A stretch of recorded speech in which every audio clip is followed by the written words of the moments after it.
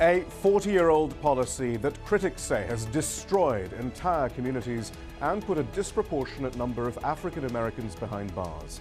So why is the US war on drugs missing from this year's political debate? You're watching Inside Story US 2012 from Washington.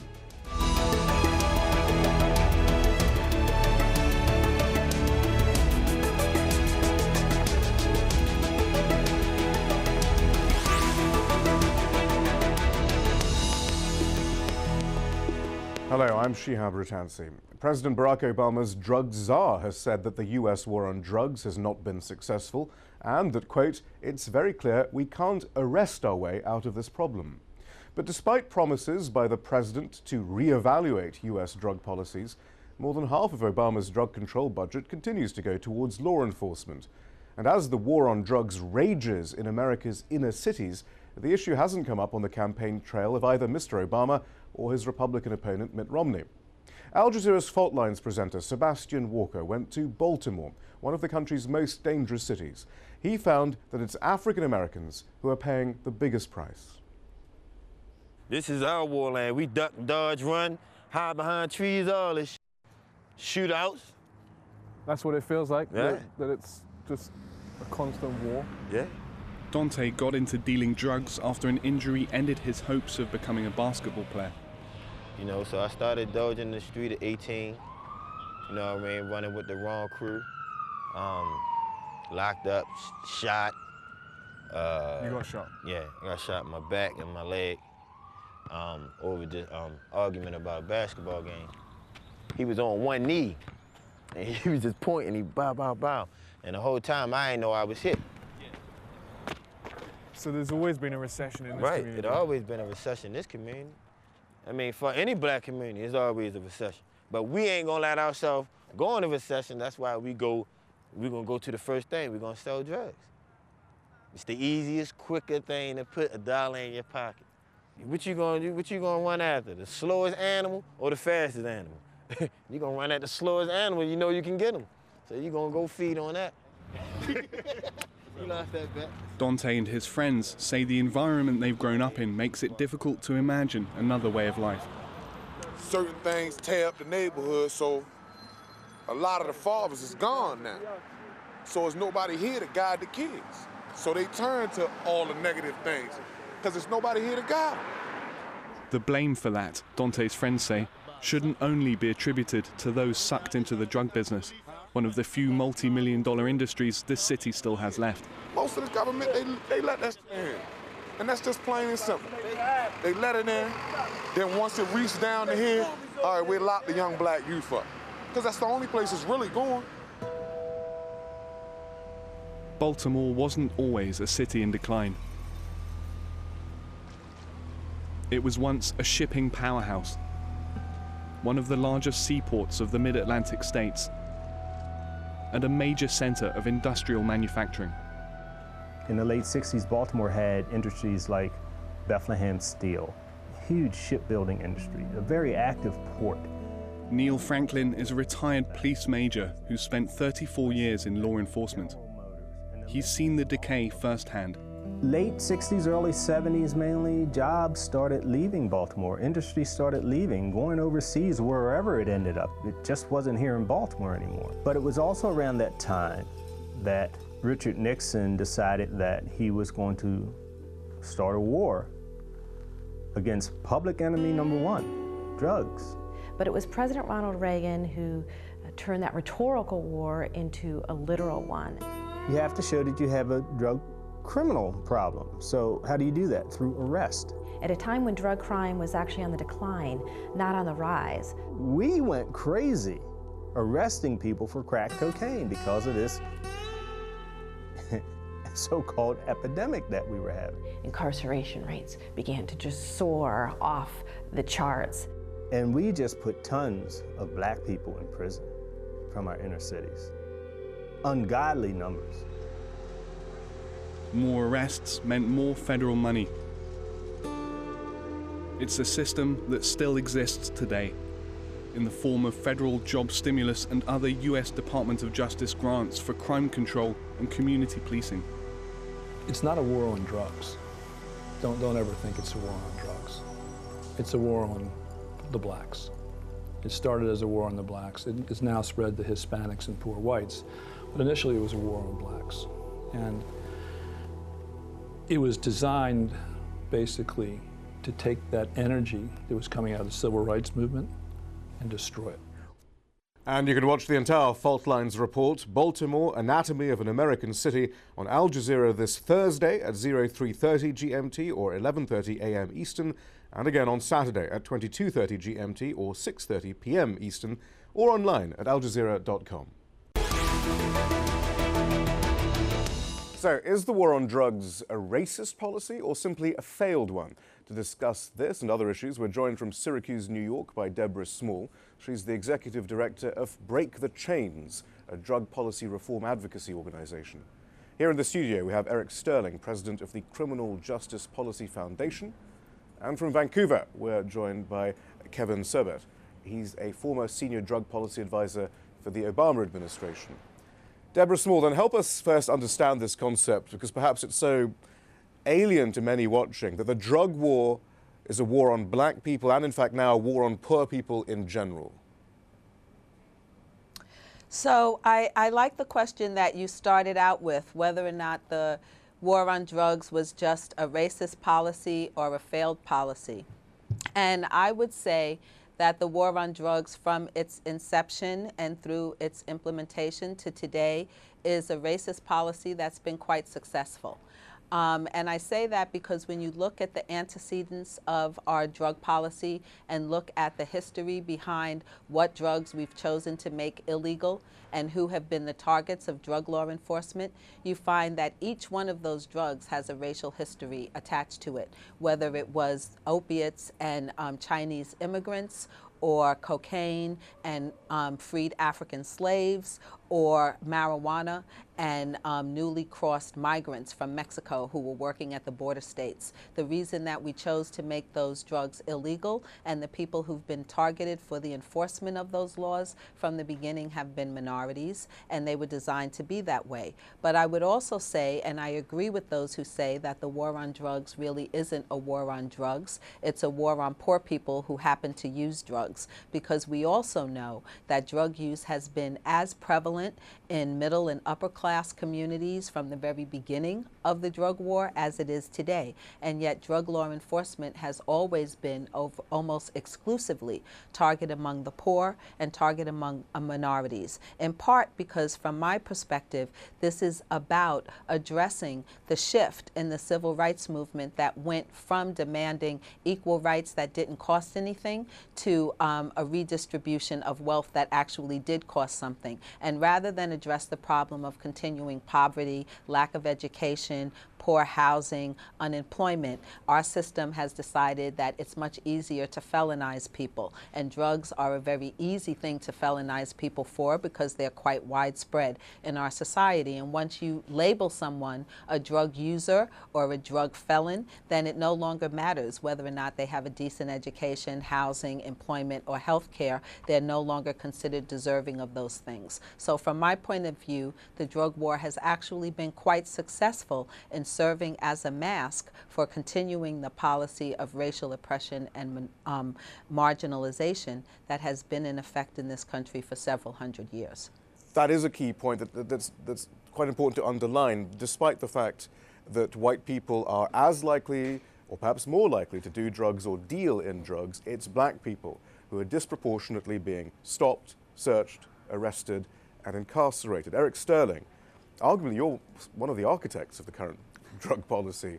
I mean, you were a former counsel to the Democrat-controlled U.S. House Judiciary Committee as Reagan and Congress, the Democrat-controlled Congress, were escalating this drug war. Do you recognize these sorts of facets as underpinning the decision to escalate the drug war at the time?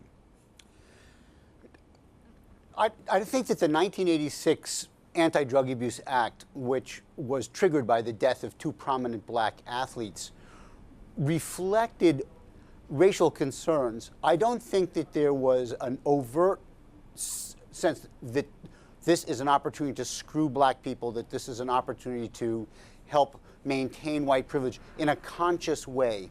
Not in the same way and not with the same language, I think, that was used in the historical antecedents that Deborah described. What I think operates is an unconscious sort of sense among well-intended people, which is somehow that this is a problem of black people. It is a problem of the ghetto. It is worse there. We need these laws to protect them.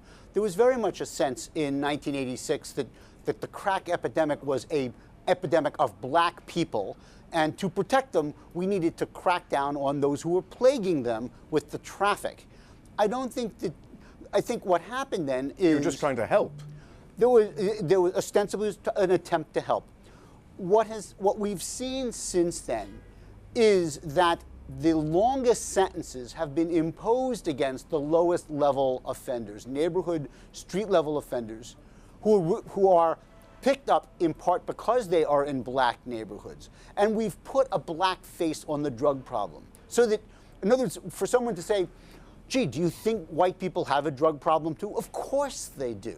You know, but our basic, the role of the war on drugs now, because it's really ineffective in keeping drugs out of the hands of kids or preventing crime or the horrific crimes in Mexico and elsewhere, I think is to help maintain white privilege in American society. That's the sociological role that it plays. But you seem to be suggesting it's a subconscious role in your deliberation. Exactly. It's subconscious. That when if I'm an employer, a black person comes to me for a job interview, gee, do I need to do a criminal background check on that person? Well, I certainly have to do a drug test. Whereas the equivalent qualified white applicant, no, I don't have to worry the same way. Reflecting the subconscious racism of Americans. Yes, yes. Deborah, so what do you make of that? I mean, because you're quite explicit then, as are many others, though, that this is specifically, it wasn't subconscious. But what do you make then of this argument that, no, it was subconscious, perhaps actually on a conscious level, it was just a vote winner? I mean, Tip O'Neill, the House Speaker, just wanted to get some votes, and this was a good issue. So Eric and I are good friends, and I hate to disagree with him in public, but I actually, while I don't believe that it was overt in the sense that people sat down and developed a plan and said, how can we best address this problem, I do believe that there was a history even before '86 of using race and using crime as a subtext to talk about race, and that was part of the way in which Nixon got elected. It was part of the way in which the Republicans were looking to get back into power, and the issue of crime became synonymous with racial control. And to the degree that the 80s required a new way of being able to translate that language and one that was politically acceptable, the war on drugs provided the way to do that. So you didn't say that you were targeting people because they were black or because they were poor or because they were unemployed or unemployable. You could say that you were targeting them because they were drug users. But the reason that I say that it was not an unconscious racism is because this was happening on the heels of the white counterculture movement, which was driven by drugs, and yet you never saw that kind of drug law enforcement targeting young white kids who were using LSD and marijuana, etc., and to have their lives ruined as a result of their drug use the way you saw black people and brown people being targeted. Kevin Serbert, I mean, we'll get on to Obama's record in a bit, but as you have counseled a few administrations, I think, are they having discussions about this with this context, this racial, social, class context, frankly, about drug policy, or is it simply about law enforcement and indeed perhaps appealing to lowest common denominator voters? No, it's certainly a consideration, and it should be. I mean, one of the things that President Obama did when he came into office was reduce the crack cocaine disparity, which had previously been 100 to 1. In other words, yeah, but now it's 1 to 18. I mean, it's still powder cocaine. And now, and it has been reduced through a bipartisan compromise. It's not equal, but it has been reduced to 1 to 18. What I would say, though, about the broad strokes made about history is to remember that actually our anti-drug laws started over 100 years ago, or actually about 100 years ago, by the great progressive President Woodrow Wilson, who was very concerned about the role cocaine was having in terms of cocaine and also opiates being sold as snake oils, and actually it was white housewives, women, who were consuming many of those drugs and some of the other pills. Were there racial considerations? I think Deborah's right. There probably were, and we have an unfortunate history in the United States of that. But I think to paint such a broad brush, we have to be very careful, because after all, it was President Richard Nixon who is a little known fact about him, but I think almost more important than his rhetoric was the fact that he funded and expanded methadone treatment and drug treatment in a way that no president before or since had ever done. So I think it's important to remember that. And also, many of those who marched with Dr. King during the Civil Rights Movement actually were part of the movement to reduce drug abuse in this country when they saw drugs affecting African American and other minority but through a crackdown. Disadvantaged communities that could, well, not just through a crackdown, but actually through education. It was community anti-drug coalitions, which there are over 5,000 of them today, and these are simply community action groups who come together to, on a local level, to prevent drug abuse and, for example, stop liquor stores from multiplying in poor neighborhoods or stop tobacco advertising targeting young black kids. These coalitions actually came about from the crack epidemic. At first, one of the first ones was in South Central Los Angeles, led by African Americans. So I think we have to be a little careful when we paint such broad strokes. There's no question that drug policy has disproportionately affected disadvantaged communities, and that needs to be addressed. But the idea that it should be addressed with something like legalization or expanding and spreading drug use, which legalization would do because it would lower the price of drugs. All right, well, you're moving too fast for us now, Kevin. I think would be a problem. Okay, we'll get on to that Sure. perhaps a bit later, and I have a feeling we might actually have an extended version of this show for our internet viewers. But let's just run through what the consequences were, whether conscious or unconscious. Let's run through some of the numbers. Clearly, arrests skyrocketed since the 70s. African Americans making up a highly disproportionate percentage of those arrested. African Americans making up about 13% of the US population, and about the same percentage of all US drug users. But according to the American Civil Liberties Union, they account for over 35% of all drug arrests. They represent 55% of all convictions for drug possession, and 74% of all people imprisoned for drug possession. Additionally, sentences imposed on black people in the federal system tend to be about 10% longer than those given for white people. Deborah Small, we got a sense. We got a sense from Sebastian Walker's, from that snippet of Sebastian Walker's documentary there, about the effect this has had on communities. But perhaps you can tell us a bit more about that. Not only that, the effect it has on communities once people are released, and how perhaps the penalty continues. Well, I'm glad you mentioned that, because that's one of the things that I think it's really important for us to think about, the fact that not only did we initiate a war on drugs that in fact was a war on drug users that was sold under the guise of going after quote unquote kingpins, but more than 90% of all the people who've ever been prosecuted federally for drug offenses have been, by their definition, low-level drug people. So you have to ask, why do we have that? Why do we give people involved in nonviolent drug crimes longer sentences than we give to rapists, extortioners, and killers? And why is it, that we've passed a whole series of laws that are specifically designed to punish people with drug offenses more seriously than anyone else, so that once you get out of prison for a drug offense, you're now banned from public housing, you're banned from most forms of public employment, you're banned from being able to get money from higher education. In many states, you're banned from voting permanently, and in most states you have to wait a long period of time before you are able to vote again. And these are penalties that attach specifically for drug offenses, not for white-collar crimes, not for many violent crimes. So to me, it all adds up to a scheme that's designed not only to criminalize people and justify locking them up, but to make sure that they are permanently hobbled. Because in the United States, once you have been felonized for drugs, you are felonized for life. And your ability to be able to become economically viable has been permanently hampered. And I think that if you want to draw a line between slavery, Reconstruction, segregation, and incarceration, you see that the common thread through all of them is the belief that punishment is an effective form of both behavior modification and racial control. Eric Sterling, I'll return to you then as one of those who helped craft some of these laws. specifically actually the mandatory minimum penalties for drug offenders, which has been relaxed since 2010. Only for crack cocaine, Right. and only for an insignificant amount. So it's still pretty important as a factor. Do you recognize, again, that description of what these laws meant? Yeah, I think that Deborah described it well. The point I would sort of add to that is that these laws end up being devastating to the American economy. When you think about millions of people with these felony drug records who are unable then to participate in our economy.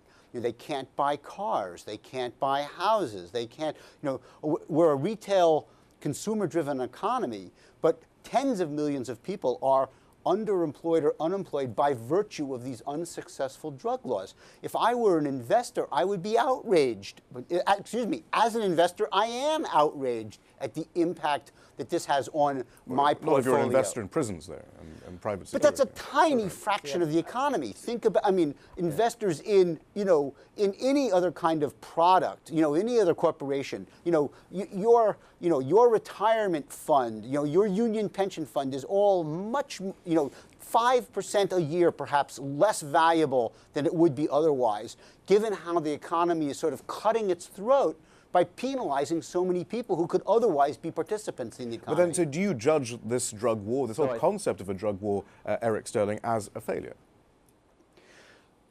Certainly, it's a failure in terms of keeping drugs out of the hands of kids. It's a failure in preventing crime. It has minimal effects in sort of deterring people from using drugs. So what do you make of it then when Jesse Jackson or others say, well, actually, no, it is a success because it has done precisely what it set out to do, which was policing poor people?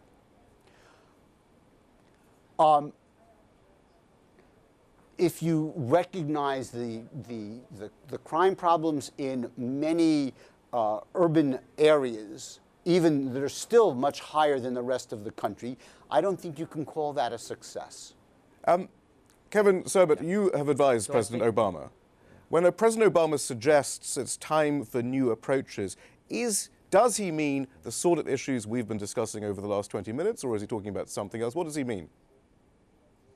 Well, I think a lot of it is some of the issues. I mean, the bottom line is, remember, it's not only drug policies, but it's drug addiction and people's long-standing addiction that causes their unemployability, that causes them not to be members, contributing successful members of society. So let's get down to the core issue here of providing treatment to those, providing, for example, drug courts, as well as testing and sanctions like they do in places like Hawaii or California, with those in the criminal justice system already, because we know that once you're in the criminal justice system, you're more likely to return to it, and you're also more likely to have a drug problem than if you were not in it. So we actually have places that we can work on. Deborah Small was reacting quite emphatically to that. Eric was talking about. Yeah, very quickly. We are running out of time for this initial part. I know Eric and Deborah are talking. But what's wrong with that, Deborah Small, this public health approach? What's wrong with the public health approach that we're hearing President Obama wants to pivot to? He might not have done so yet, but that might be the long-term goal for him.